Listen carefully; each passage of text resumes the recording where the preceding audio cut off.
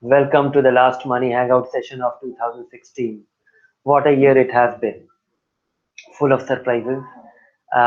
In fact, financially speaking, financially this has been the most eventful year because before the end of the year, the demonetisation affected every Indian. No other financial event in the past has affected so many people at one go. So it has no precedence. It came with lot of surprise. It came as a surprise. It has affected everyone. It has changed the way we have started looking at cash, our spending, and it has definitely, inspired confidence that things can change for the better. We can be looking at a more compliant society, businesses becoming more compliant, tax compliant, and that this is a big cultural shift. Though we have yet, we are trying to still find reasons uh, that a number to find that, whether it is a success or a failure. But I don't think we should be doing that.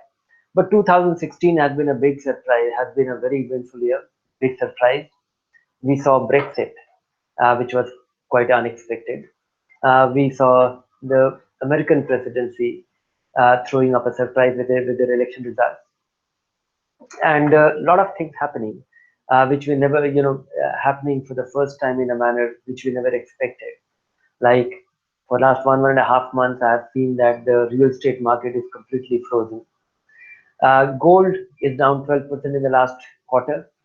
Uh, of course, I have always talked about why gold should not be looked upon as an investment, but I have generally been wrong in a seasonal way. But I hopefully I'll be uh, right over a very long period of time, for very basic logic that what it stands for, why people are attracted to gold, and why it is not a very product, why it's not a productive asset, and why people will not make a lot of money over a long period of time. Fixed income returns coming down in a manner uh, to a level where it will remain low in a very permanent way. So these are profound changes. These are changes which will have a long term impact. It will affect the way you think about finances. Uh, what are the lessons we can take from all that we have seen in 2016? One is that be prepared for surprise. Everything that happened could not have been anticipated. So any amount of analysis will not help you.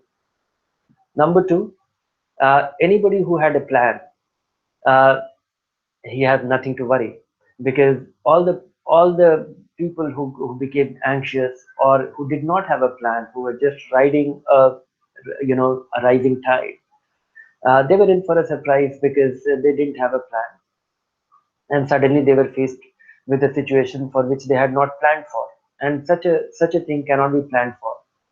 So you need to have a plan. You need to have a plan, and that could be a very basic plan. How much money you need uh, over the next, how much money you should always have, and not necessarily in 500 and 1,000 rupee notes anymore. So your emergency fund, your health insurance, your life insurance, your immediate, spending plans, and then your long-term investment which you have to provide for. That is for the people who are still earning.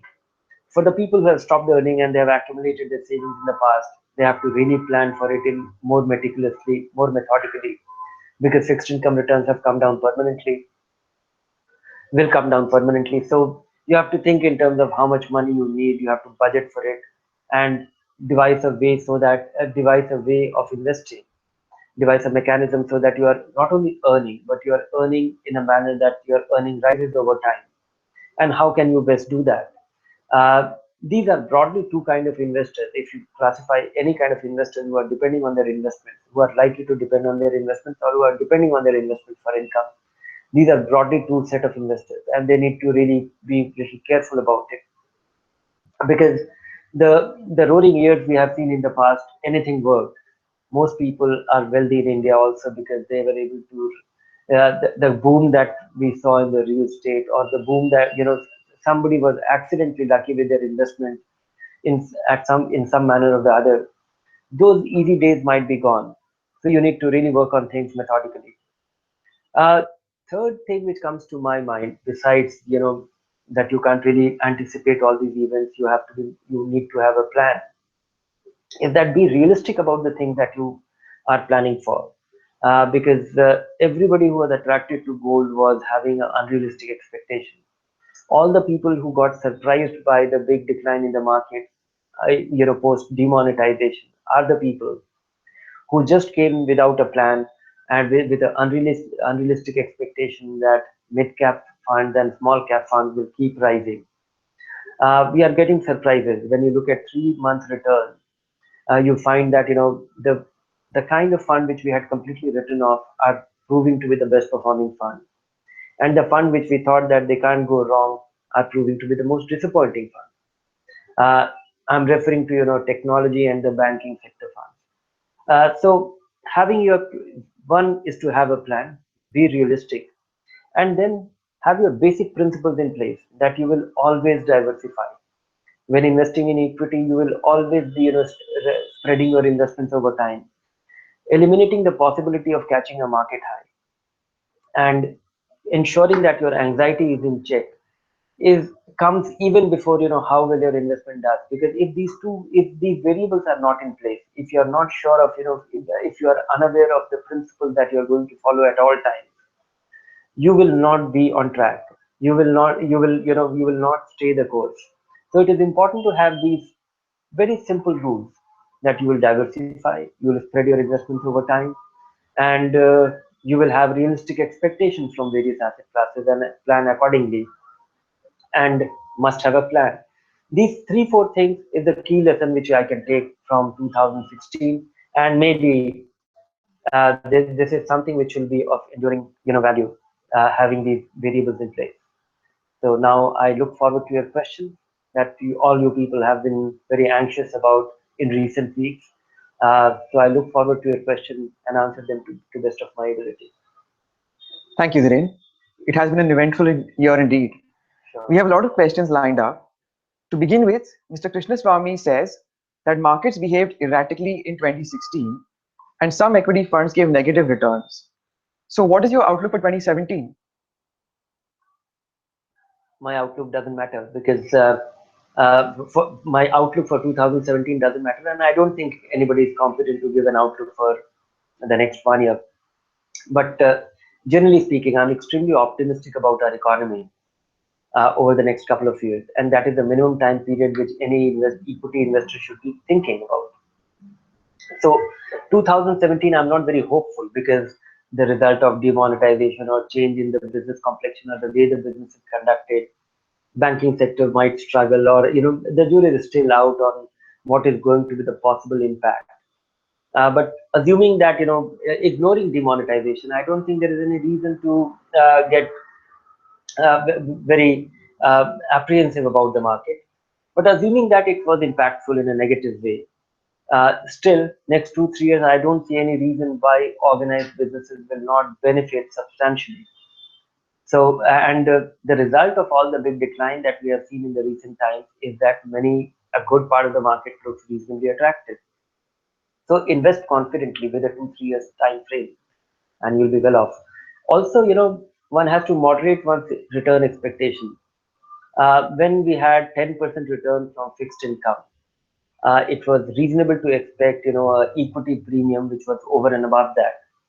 But in coming times, we will see fixed income returns coming down dramatically. So I'll be very happy with, if in the past 20 years, I tend to, we have seen that equities delivered 12-20% return, or 18-20% return, and actively managed funds, some of them were able to deliver more. But that was at the backdrop of the fixed income return being 10%, 11%, or even 13%, and that was not very long ago, 15, 17 years ago. Even PPF, or Government of India bond used to carry 11% tax return. So looking at it from that, or investment return is a relative thing. So I would say that lower your expectation in line with the interest rate and inflation, and next 2 3 years, equity might prove to be very rewarding, and some actively managed funds might prove to be extraordinarily rewarding. Sure, Dhiren. Next up, Kamla, who has invested in HDFC Midcap Opportunities Fund, asks if she should switch to HDFC Balanced Fund since she needs the money in a year's time.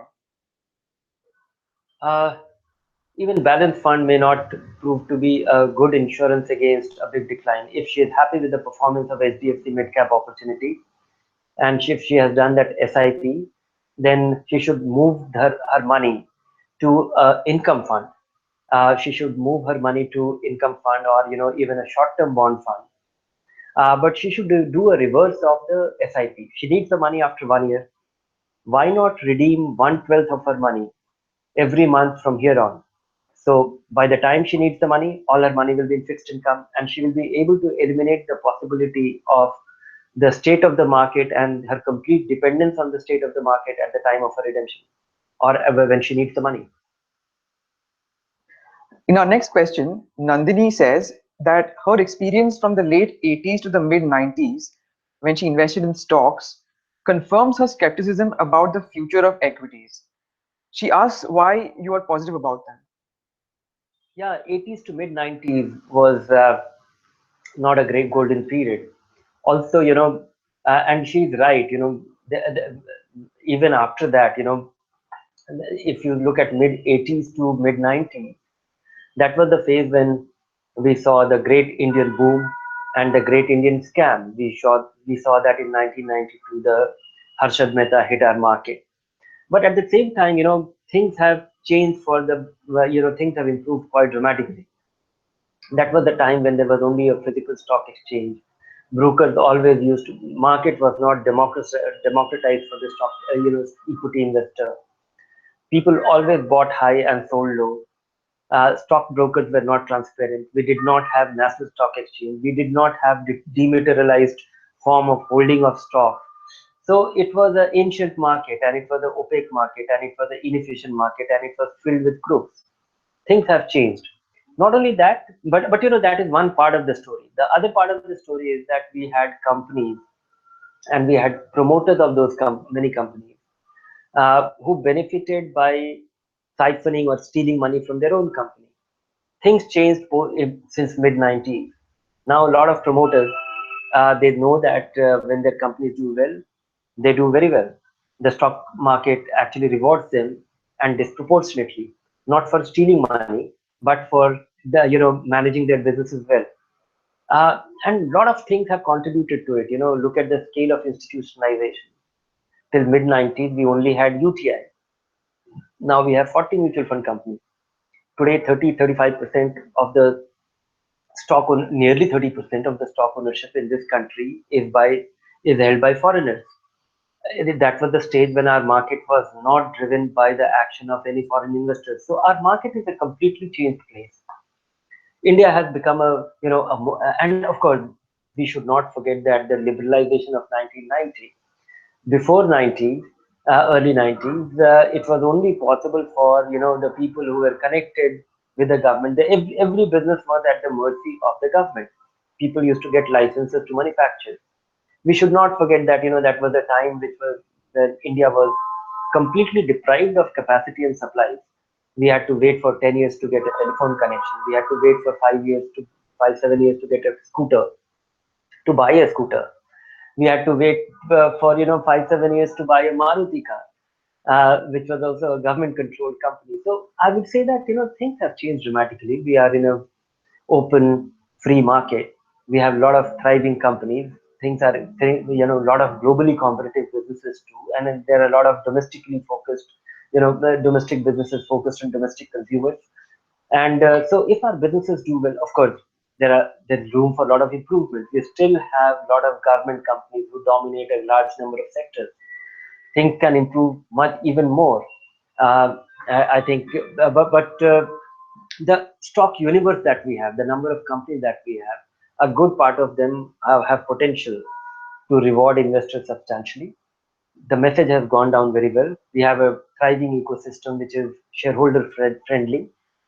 So that's why, and my sense is that uh, ability to for equity to beat fixed income over any 5 7 years time period is possible today. That was not so. I agree with her that then it was not possible. Today one can be one should be hopeful from equity even more. On a related note, from a small investor's point of view, Swapnil asks if there are any SIPs of less than 500 rupees a month.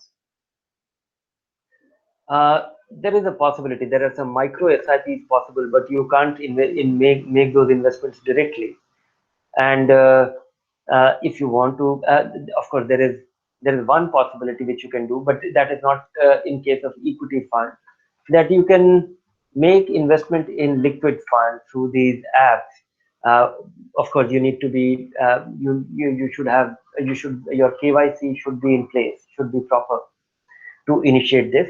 And if your KYC is in place, then randomly, as and when you have some surplus lying in your savings bank account, you can move that money. And on a related note, can investors make quarterly SIPs of small amounts as well?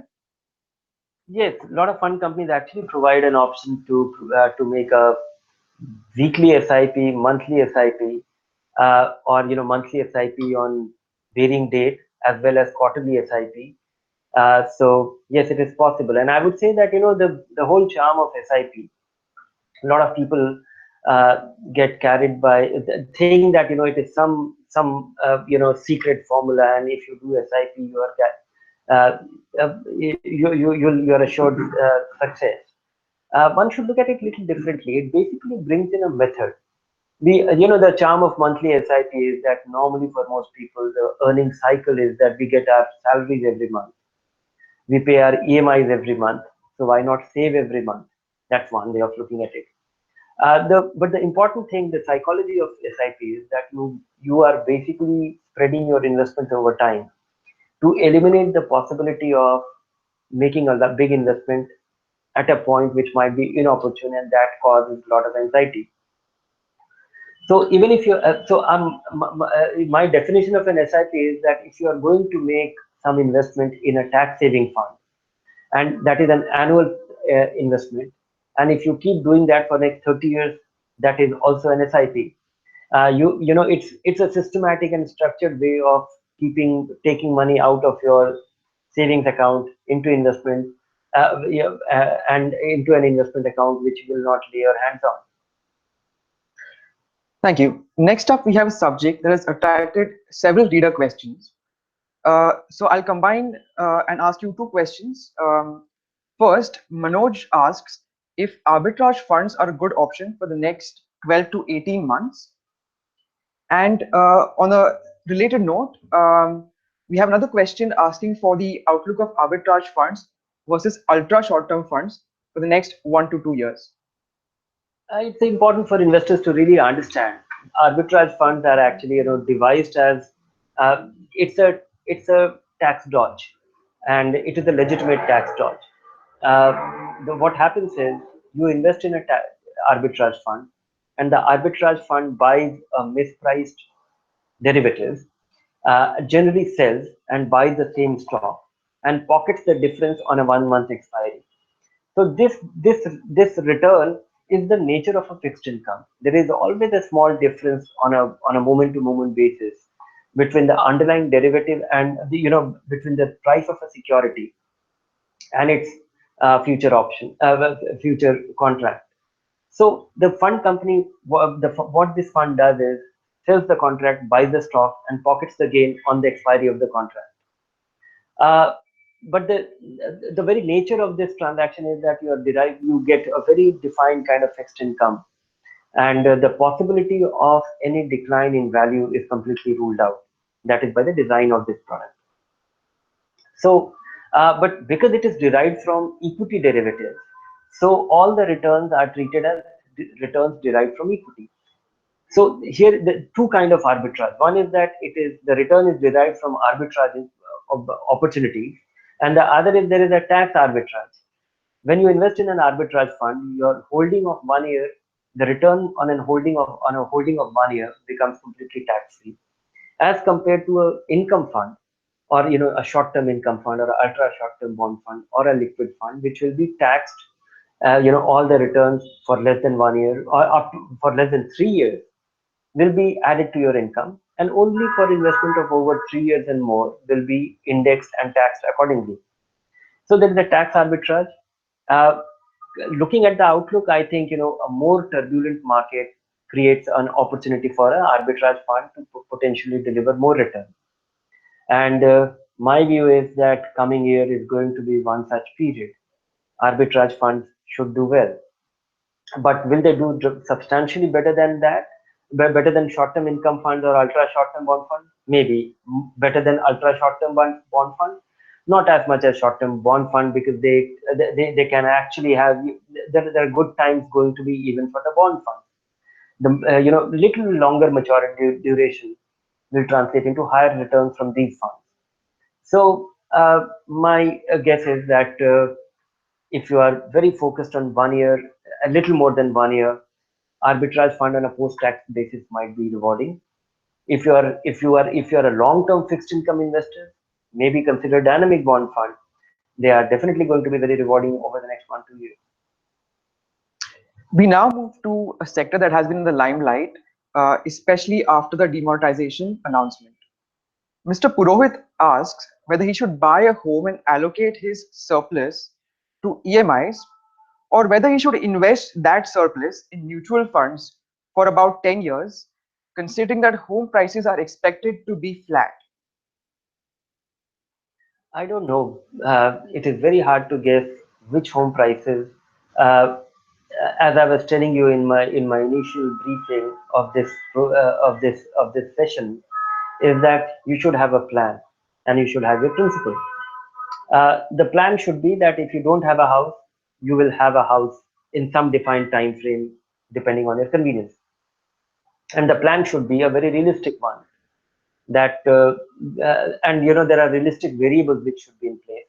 You must have 20 to 25% down payment. If my conservative approach to buying a home will be that I should be making a 20 to 25% down payment of the home that I want to buy, and the EMI on the remaining 75% on a 15 to 20-year term home loan should not be exceeding more than one third of my monthly income.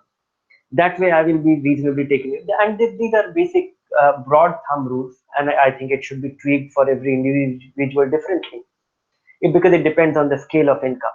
But I'm talking of somebody earning about a lakh of rupees a month and should not be allocating more than 35,000, 40,000 rupees to his home loan repayment.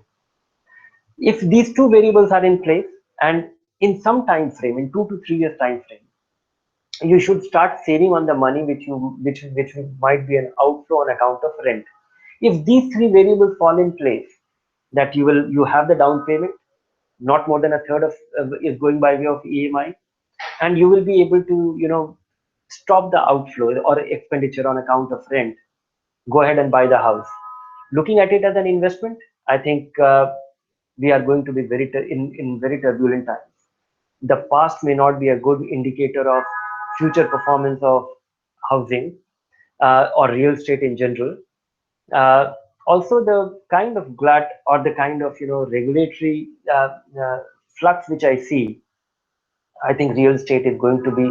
There are problems of real estate as an investment. One, it is a very big ticket investment. You can't diversify. It requires a lot of it amounts to taking a lot of risk. Like buying real estate today is almost like buying stocks in the early 80s, when it was it was it is the wild west. We still have builders who try and pretend to be giving you home, and they don't deliver, and you don't have a legal recourse. The legal recourse could be cumbersome, and it will come with its own it will cause anxiety as well. So I would say that keeping it following the principle of keeping it simple, one should not consider real estate as an investment. Consider buying a home, follow those rules, and financial investments are made only for you to make it convenient. Do your SIP if you don't need to buy a home. Next up, in keeping with this rather long-term thinking, Mr. Nagabhushan wants to know what are the best investment options for a girl child. Is the Sukanya Samridhi scheme a good option? Sukanya Samriddhi scheme is a reasonable option, but depends on the age of the child. If you are if your child, if your daughter is 10-year-old, Sukanya Samridhi Yojana might be a reasonable thing. The scheme is very straightforward. It gives you 8.6%, and it'll be, it'll be giving you a little more return than the PPF. It gets you ATC benefit, but it's a fixed income return, a fixed income product. It'll give you a defined return. If you are going to invest for a newborn child, I would say that even a balanced fund or of course, even a balanced fund will generate substantially more return than Sukanya Samriddhi Yojana. Not only that, if you are interested in doing making an ATC investment where there's a ceiling that you can invest only up to 1.5 lakh rupees, including Sukanya Samriddhi Yojana, then make an investment in tax saving fund and consider it as, keep it in your records that this is for your daughter. That fund will actually generate substantially higher return than what Sukanya Samriddhi Yojana will deliver. Because even in coming times, the return on this scheme will come down in line with the small savings, the general decline in small savings rate or fixed income rates in the country. And for a 16-year period, periodic investments to be made, equity might be a better way. For next 4 or 5 years, if you want greater predictability, Sukanya Samriddhi Yojana, of course, might be okay, but it only delivers you fixed return. Thank you, Of course, Dhiren. it is guaranteed as well, guaranteed by Government of India. Thank you, Dhiren. Moving to a much later stage in an investor's life, uh, Satyanarayana asks whether he should buy an immediate annuity single premium policy or whether he should invest in mutual funds. Depends. Annuity is, one has to understand how annuity works. You put your money, you are assured of some guaranteed pension on a monthly basis, and you don't get your money back. And it can come in four, five, LICs, Jeevan Amulya actually provide you 6, 7 options. One is that you get a constant pension till you live, and your spouse gets a 50% pension if she outlives you, and or 100%. And there are different premium for all this. There is also a plan that your annual pension goes up by 3% annually, which to my mind looks very logical. So I think a combination of three things, that you should get a rising pension, getting this 3% annual rise, and having the option of your spouse getting 100% uh, of the same pension in case she outlives you. This should be chosen, but uh, it's only a matter of withdrawal rate. If you think in terms of, if you are little venturesome, and if you have some other avenues, or if you have reasonable surpluses, uh, and if you are not very hung up on the guaranteed return, my understanding is that anybody who is working on, and if you are a little concerned about preventing the capital as well, for your shares, or for your successors, then having a conservative withdrawal rate from an investment can also achieve the same goal. If you're looking for guaranteed return, these annuity plans do serve the purpose. They do the job well. But the other way of looking at it is, if you have 50 lakh rupees or 1 crore rupees, instead of putting it in an annuity, if you are for, if you're withdrawing, or if your withdrawal rate is 4.5%, you can well build your rising income or pension on your own without much of a problem. Also, it will be tax efficient because annuity will be taxable. Your periodic withdrawal after 1 year from a balanced fund can well be completely tax free. We now have a question from almost the other end of the risk spectrum. Hitesh says that there have been lots of multi-baggers in the last few years. At current valuations, do you think that the market still has the potential to produce multi-baggers? Uh, yes, market always has the potential to create multi-baggers, but not the same multi-baggers. The multi-baggers can't remain, can't really be multi-baggers year after year. You will have newer set of companies. There will be a different churn. There will be different, other promoters. We have seen very valuable companies, or very interesting companies added to the market universe in the last couple of years, and a lot more are in the pipeline. Some of them are utility businesses. So I think markets will, and I have great belief in the the creativity of Indian entrepreneurs, which will be reflected in the listed universe as well. Who knew that the water cooling company of India will be the most rewarding stock over the last 10 years? So we will have a completely new, the Symphony Limited, which was the most rewarding stock over the last 10 years. Who knows that, which is going to be the other one? There will be rewards for the fund managers who identify it. There will be rewards for the investors who spot those companies, and they will come from nowhere. And we have a large universe from where those companies will come. My sense is that the cultural shift that we see in the entrepreneurial landscape or the business landscape of this country, we will have increasingly more such stories. We now move to our final question, and this is about a subject that is quite popular considering the upcoming budget. Um, Bharat asks, what changes for the equity market can be expected in the 2017 budget? That is, for that we have to wait for the budget. But my sense is that don't expect something unusual. There was all kind of rumors about long-term capital gains might go away, and at worst, of course, there has been talk that the 1 year time period that we have for treatment of equity as a long-term investment, that might get extended to 3 years, as it happened in case of fixed income. But I don't I rule that out as well, because that is a principle that has been denied by the finance minister. There could be some change in the short-term capital gains because government would like to derive some return from this. There could be some action on the way the STT is charged, minor tweaking here and there, but I don't see any big shift in the way the taxation regime works for equity funds today.